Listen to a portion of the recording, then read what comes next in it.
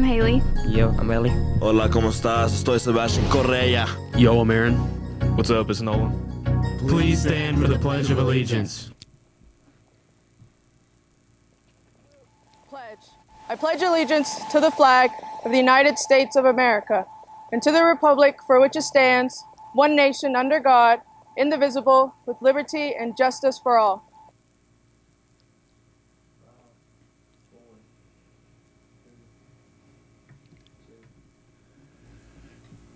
Good Monday morning and welcome to a special presentation of the morning announcements on this historic day, Monday, September 11th, 2023. Before we get into some of the history of 9/11 with Mr. Brakebill, here are some of the announcements for you guys today. Congratulations to the football Redskins on their 30-0 win at East Ridge High School on Friday night. This brings their record to 4-0 on the season.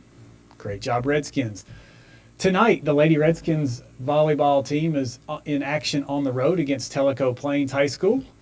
JV is scheduled for 5 o'clock. Varsity will begin at 6 out there in Tellico. Good luck, Lady Redskins. The JV football team will play McMinn Central here, right here at Loudon High School at home this evening. Kickoff for them is set for 6 o'clock. A couple other announcements. Miss Lawson will be having the first meeting of the American Sign Language Club on this Wednesday until 4:30. That's after school until 4:30. That's in Miss Lawson's room number 18. Everyone is welcome to join. If you have any questions on that, let us know. There will be after school tutoring in the library with Miss Hicks every Tuesday from here forward this semester until 5:30. I know some of you need this. Okay, big time opportunity. Students can come to work on any content area, come in for makeup work, late work, or simply just to get some homework done. Snacks will be provided on that as well. One more announcement. All National Honor Society seniors must see the link Miss Hicks sent out on the Redskins, the Loudoun County. I'm not talking well this morning. You got it. On the Loudoun County Rooms app to sign up for tutoring sessions as soon as possible. And I think I'm probably not talking well because I've got today on my mind. Mr. Brakebill, today is 9/11. It is. I wish Sergeant Dukes could be here to talk to us. He always does a great job with our 9/11, but they are currently doing the stair climb, so we thank them, the NJROTC, for participating in that. So it is 9/11 on the morning of September 11th, 2001, 19 terrorists from the Islamic extremist group Al-Qaeda hijacked 4 commercial aircrafts. At 8:46, they crashed one plane into the North Tower of the World Trade Center complex in New York City. Then 16 minutes later, at 9:03, they flew the second one into the South Tower. A third plane at 9:37 a.m. crashed in the Pentagon at Arlington, Virginia. After learning about the other attacks, at 10:03 a.m., passengers of the fourth hijacked plane, Flight 93, fought back and brought the plane down into an empty field in western Pennsylvania, about 20 minutes from Washington, D.C. It's believed that they were headed to either the Capitol or to the White House. The Twin Towers would ultimately collapse due to the impacts and the subsequent fires. 2,977 people were killed from 93 different countries, surpassing Pearl Harbor as the worst terrorist attack against America on American soil. Most of the fatalities from the attacks were on the World Trade Center. The Pentagon lost 184 civilians and service members, and 40 people were killed on Flight 93. 3 days later, in the aftermath, at Ground Zero, President George Bush gave an impromptu speech called the Bullhorn Speech, where he said, "I can hear you, the rest of the world hears you, and the people who knock down these buildings will hear all of us soon enough." The Taliban refused to turn over the mastermind behind the attacks, Osama bin Laden, launching Operation Enduring Freedom. It officially began October 7th, 2001, with American and British bombing strikes against Al-Qaeda and Taliban forces in Afghanistan. This led Osama bin Laden to go into hiding for nearly 10 years. On May 2nd, 2011, U.S. Navy SEALs launched a nighttime raid on bin Laden's compound in Pakistan, killing the Al-Qaeda leader. Operation Enduring Freedom officially ended December 28, 2014.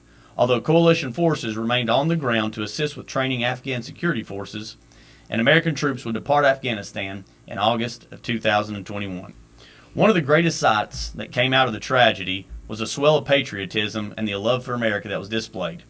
I think back to the American flags being flown, such as when Sammy Sosa came running across the baseball field waving the American flag. We were truly united as a people. We had a common identity rooted in our character as Americans, and it's so important to remember the lives lost on 9/11 and the years through Operation Enduring Freedom. May we live our lives in a way that honors their legacy and once again be proud to be Americans. No doubt, and thank you for that. So what you've heard is a brief history of that day, and then obviously the years that followed of war, etc. But real quick, just to kind of bring things, none of you, other than teachers, were alive when this happened. It's still amazing to me that there's not one person in here that was alive when this happened. Where were you? Middle school? I was, yes. I was in Mr. Brookshire's science class. Remember them coming in, turning on the At Fort Loudon, TV. correct? Yes. He was at Fort Loudon. I was at Eaton Elementary School as a teacher. I had Coach Shane Wells as my he was doing his student teaching. It's amazing because he's been teaching for several years now, so I'm getting old. But never forget that day. Never forget that day. Is there any memory that you have of it at all? Or definitely, like I said, knew where I was. Never forget that.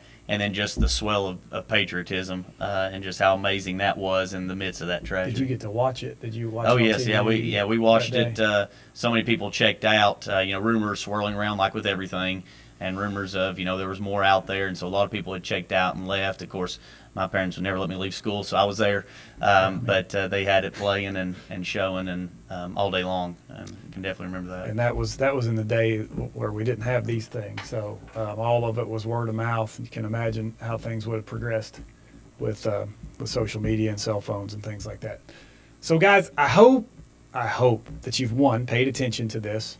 Two, I hope that you can engage with the things that happened on that day. There's so many documentaries, there's different things that you can find all over the place now with all the different things that you all have for information.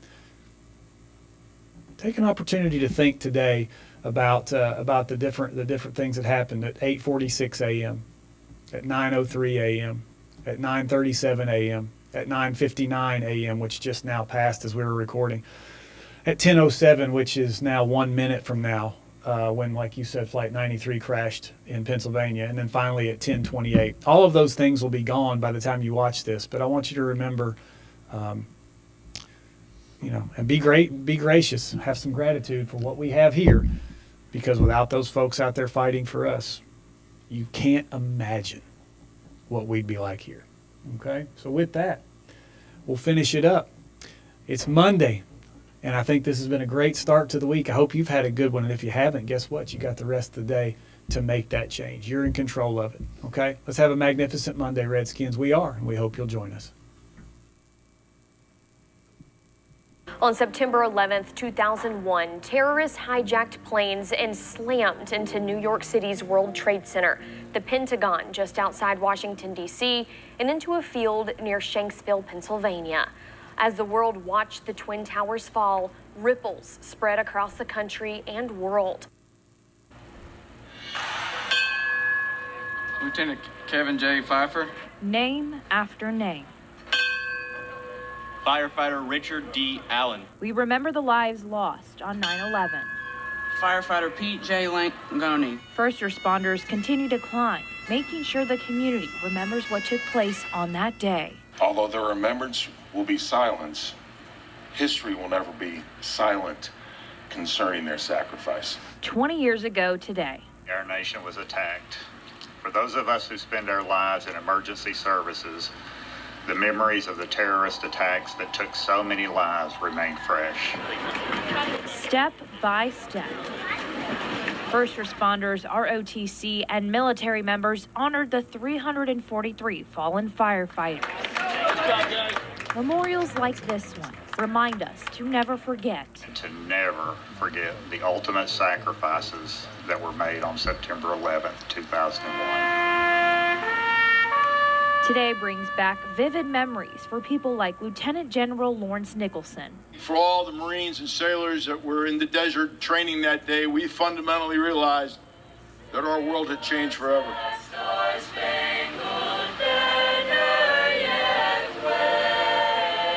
Ladies and gentlemen, we are the land of the free because we are the home of the brave. Name after name. Firefighter Adam Rand, Squad 288, Chief Ray Downing, Special Operations. We won't forget the sacrifice made 20 years ago in Knoxville.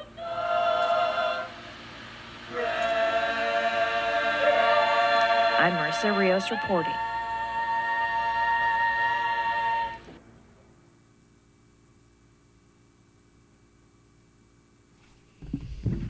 Very good. You guys. Yeah, thank you.